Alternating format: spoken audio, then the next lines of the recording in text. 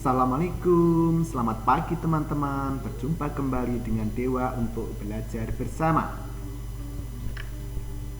Jangan lupa ya, like, share, dan subscribe. Terima kasih.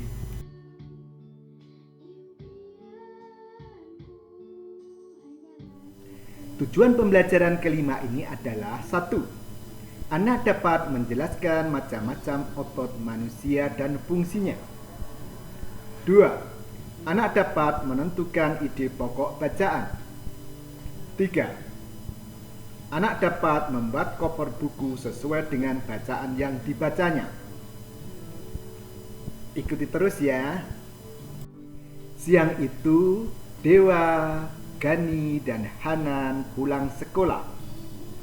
Sambil naik sepeda, mereka bercakap-cakap. Pulang sekolah kita belajar di rumah Kak Raras yuk, kata Dewa kepada teman-temannya.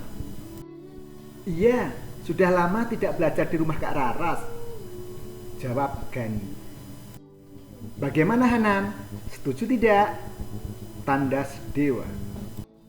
Hanan setuju saja. Jam berapa kita ke sana? Seperti biasa saja setelah salat asar. Dewa setuju. Sebagai umat beragama, kita tidak boleh melalaikan kewajiban kita. Dan yang tidak kalah pentingnya, kita harus pamit kepada orang tua. Betul Gani? Oh ya, tak terasa aku hampir sampai di rumah. Kalian hati-hati ya. Oke, sampai jumpa di rumah Kak Raras. Selepas asar, Dewa, Gani, dan Hanan sudah belajar bersama Kak Raras. Mereka belajar tentang macam-macam otot manusia. Sebelum kita belajar tentang macam-macam otot, Kak Raras mau tanya, sebenarnya apakah otot itu? Otot adalah jaringan yang ada dalam tubuh manusia, berupa alat gerak aktif yang menggerakkan tulang sehingga menyebabkan suatu individu dapat bergerak, jawab Gani. Tepat sekali jawaban Gani. Sedangkan fungsi otot pada manusia adalah 1. Menjalankan dan melaksanakan kerja, contohnya berjalan, mengangkat, dan memegang. 2. Menggerakkan jantung. Dan 3. Mengalirkan darah yang terdiri atas zat-zat yaitu nutrisi, oksigen, dan lain-lain. Inilah macam-macam otot itu. Yang pertama adalah otot polos. Otot polos adalah otot yang bekerja tanpa kesadaran kita yang dipengaruhi oleh sistem saraf tak sadar atau saraf otonom. Otot polos dibentuk oleh sel-sel yang berbentuk gelendong, di mana kedua ujungnya runcing dan mempunyai satu inti sel. Sedangkan ciri-ciri otot polos adalah sebagai berikut. 1. Waktu kontraksi antara 3-180 detik. 2. Berbentuk gelindong. 3. Terletak pada organ dalam. 4. Memiliki satu inti sel yang berada di tengah. 5. Pergerakannya lambat dan mudah lelah.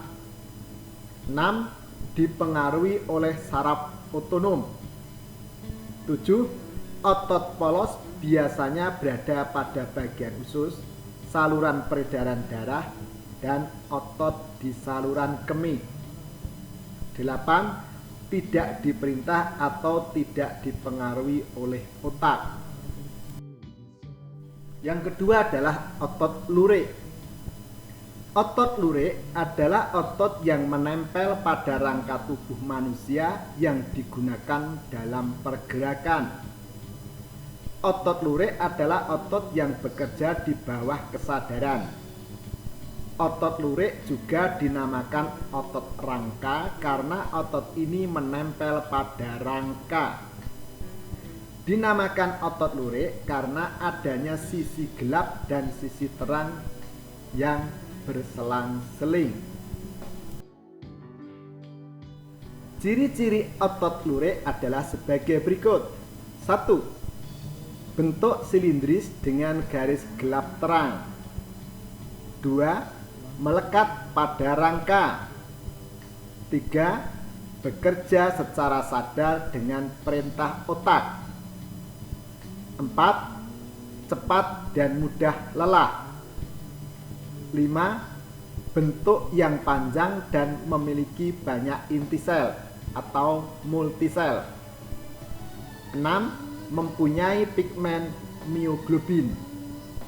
7. Inti sel berada di tepi. Yang ketiga adalah otot jantung. Otot jantung adalah otot yang bekerja secara terus-menerus tanpa istirahat. Otot jantung merupakan perpaduan antara otot lurik dan otot polos. Otot jantung berfungsi dalam memompa darah ke seluruh tubuh. Otot jantung bekerja di bawah kesadaran manusia. Saraf yang mempengaruhi otot jantung adalah saraf simpatik dan parasimpatik. Sedangkan ciri-ciri otot jantung adalah sebagai berikut. 1. Otot jantung berbentuk silindris. 2. Memiliki percabangan. 3. Otot jantung terletak pada jantung. 4. Memiliki satu inti sel yang berada di tengah. 5. Bekerja tanpa kesadaran manusia. 6. Bekerja terus-menerus dan tidak membutuhkan istirahat. Nah, sekarang buka buku siswamu halaman 108-109. Di situ ada bacaan tentang otot manusia. Kalian baca dahulu, kemudian tentukan ide pokoknya.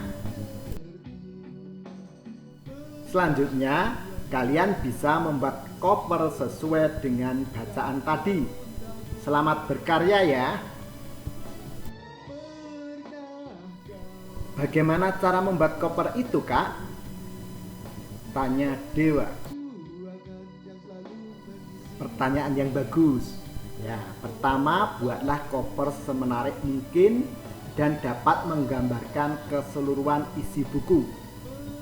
Sebab koper diperuntukkan berdasarkan kebutuhan buku dan kebutuhan tampilan. Sedangkan berdasarkan tampilannya, ada koper yang berlatar belakang hitam putih dan koper warna penuh atau full color. Jangan lupa cantumkan judul, penulis, dan nama penerbit. Sekarang mari kita berlatih bersama. Kerjakan di buku tugasmu ya. Jawablah soal-soal di bawah ini dengan tepat. 1. Sebutkan fungsi otot bagi tubuh. 2. Apa yang dimaksud dengan otot polos? 3. Sebutkan 4 ciri-ciri otot lurik. 4. Ini ada sebuah paragraf atau bacaan. Otot lurik melekat pada rangka sehingga disebut otot rangka. Jaringan otot lurik terdapat pada tubuh dan anggota gerak. Ujung otot lurik yang melekat pada tulang disebut urat otot atau tendon. Tuliskan ide pokok dari bacaan di atas. 5. Bagaimana cara menghasilkan koper yang benar? Selamat bekerja. Jangan lupa dikerjakan di buku tugas. Teman-teman, Terima kasih telah belajar bersama Dewa hari ini. Sampai di sini dulu ya. Assalamualaikum warahmatullahi wabarakatuh. Dah.